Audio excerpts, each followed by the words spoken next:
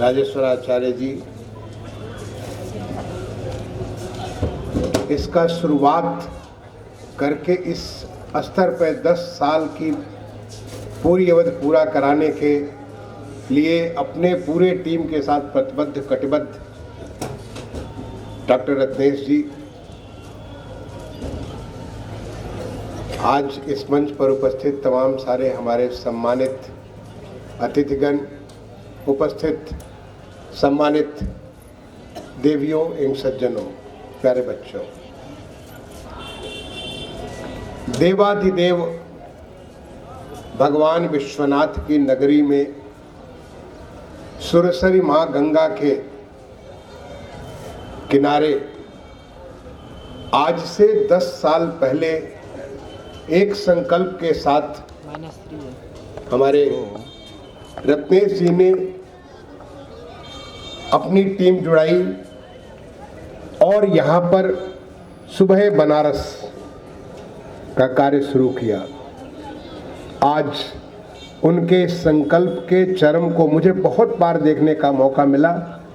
But उसके 10 साल का पूरा समय, जिसमें कोविड का भी वो बहुत ही चुनौती वाला वक्त था, उसका पूरा करने के लिए रत्नेश जी और उनके पूरी टीम को मैं हृदय तल की गहराइयों से जितना भी बधाई दे सकता हूँ, जितना भी अभिनंदन कर सकता हूँ, वो बहुत कम है। आपने, जब मैं यहाँ पे 6-7 साल पहले भारत सरकार में सचिव के तौर पे आया था, इस दृश्य को देख करके जहाँ माँ गंगा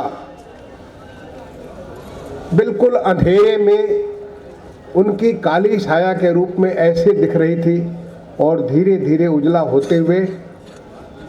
भगवान सूर्य अपने पूरे प्रताप के साथ, उस लालिमा के साथ, जैसे एक पूरा का पूरा तमसो माँ ज्योतिर्गमय, अंधेरे से उजाले की तरफ से ये पूरा प्रकृति का जो एक गमन होता है, उसको एक ऐसे वातावरण में जहाँ पे हमारे पाणिनि संस्कृत महाविद्यालय की बेटियाँ, वहाँ की आचार्य, उन्होंने वैदिक मंत्रों के द्वारा देवी देवताओं का आवाहन किया। उसके बाद माँ गंगा की सप्त आरती, सप्त स्तवन, जो हमारे 7 लोगों के द्वारा उस इतनी सुंदर आरती, जिसको जो भी देखेगा कभी भूल नहीं सकता, हमेशा अपने हृदय स्थल पर उसे अंकित कर लेगा। और फिर विश्व के कल्याण के लिए जो हमारा हवन इन बेटियों के द्वारा, उनके आचार्य के द्वारा, इतना सुंदर हवन जिससे सबका कल्याण हो, सब लोग निरोग हो, सभी सुयोग्य हो, सभी अच्छा करें, प्रकृति का संरक्षण हो। और फिर माँ गंगा पर दीपदान, माँ गंगा को जलदान, जिसने हमको जिंदगी दी है, जिसने हमारे देश को शक्ति दी है, ऐसा इतना बढ़िया वातावरण। और फिर तो क्या कमाल की चीज़ है, एक तरफ जो हमारा सूरज उग रहा है और दूसरे तरफ अभी आपने कमला जी को सुना, ललित जी को, ऐसा जैसे लगा कि आपके दिल को झंकृत कर दें, अंदर की अंतरात्मा तक को। जिस प्रकार से आपने तबले पे और गिटार पे, हमने तो गिटार केवल पाश्चात्य संगीत के साथ सुना था, आपने इतना सुंदर भारतीय संगीत को अपने गिटार के ऊपर, और ललित जी ने उसको एक इतना बढ़िया तबले के सुर और ताल के ऊपर जो इतना बढ़िया आपने किया, जैसे लगा कि हमारी आत्मा भी झंकृत हो गई, हमें अंदर तक हमने उसको उतार लिया। और इसके बाद जो हमारे माननीय प्रधानमंत्री जी ने दुनिया भर में योग की अलग जगह दी है। आज सब जगह, सभी देशों में, तमाम जगह जाने का मुझे मौका मिला, सभी देशों में, पूरे देश में महर्षि पतंजलि का योग, जो लोग अपने को स्वस्थ करने के लिए, पूर्णतः स्वस्थ करने के लिए, निरोग रहने के लिए योगः कर्मेषु कौशलम, अपने कार्य में कुशलता हासिल करने के लिए। योगः चित्तवृत्ति निरोधः, हर तरीके से अपने को चित्तवृत्ति को नियंत्रित करने के लिए। उसका योग का हर दिन 500 से 1000 लोग नित्य यहाँ पे योग करते हैं। अगर आप सोचिए तो लाखों लोगों ने यहाँ पे पिछले 10 साल में योग किया। अगर हम यूं कहें तो हमारे शारीरिक भी, हमारी मानसिक भी और हमारी आध्यात्मिक भी, यानी हमारी पूर्ण जो माँ गंगा के किनारे, इसे आनंद कानन कहते हैं। यहाँ पर जो रत्नेश जी ने जो छठा, और रत्नेश जी के साथ पूरी टीम में जिस लगन के साथ, जिस कटिबद्धता के साथ वो लोग लगे रहते हैं, उनका देख करके उनकी जितनी भूरी भूरी प्रशंसा करें वो बहुत कम है। मैं माँ से यही स्तवन करूंगा, माँ से यही प्रार्थना करूंगा कि माँ, आपने जिस संकल्प के साथ ये कार्य इन्हें दिया है, उस संकल्प को और दृढ़ करिए। ये विश्व के कल्याण के लिए है। आज पूरे दुनिया का सबसे लोकप्रिय नेता आपके इस मां गंगा के काशी का यहाँ का प्रतिनिधित्व करता है। हमारे देश का यशस्वी प्रधानमंत्री जो 75 साल 77 साल, इतने सालों में ऐसे प्रधानमंत्री की प्रतिनिधित्व की हम सबको सौभाग्य प्राप्त है इस काशी नगरी को। और जो पिछले 10-11 साल में काशी ने परिवर्तन देखा है, चाहे वो घाट हो, चाहे गलियां हो, यहाँ का हवाई अड्डा हो, यहाँ के नगर बाजार हो, यहाँ के लोगों के हर जगह जो परिवर्तन देखा है अभूतपूर्व है। ये माँ गंगा की कृपा है।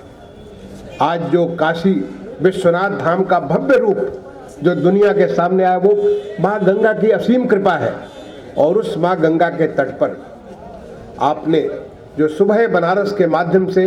दुनिया भर के कलाकारों को, मुझे इतने बड़े बड़े अपने देश के कलाकारों से, विदेश के कलाकारों से, जिन्हें पद्मश्री मिला है, जिन्हें पद्म अवार्ड्स मिले हुए हैं, जिन्हें तमाम किस्म के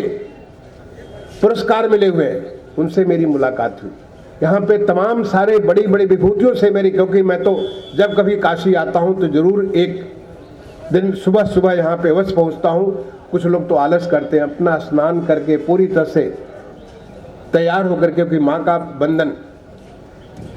यहाँ पे आप हवन यज्ञ कर रहे हैं उसके लिए, तो आपको एक नई किस्म की चेतना, नई किस्म की ऊर्जा आपको प्राप्त होती है। और आपने यही नहीं देखा, इसके साथ साथ घाट संध्या, शाम के वक्त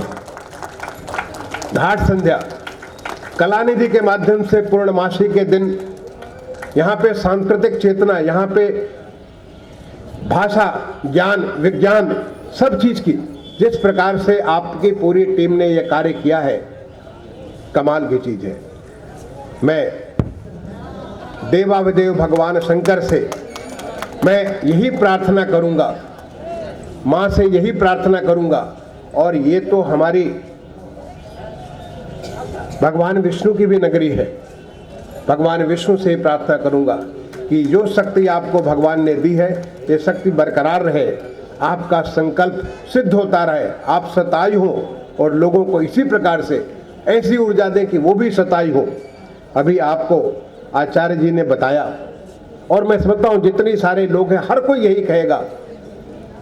कि मैं अंदर से, बाहर से,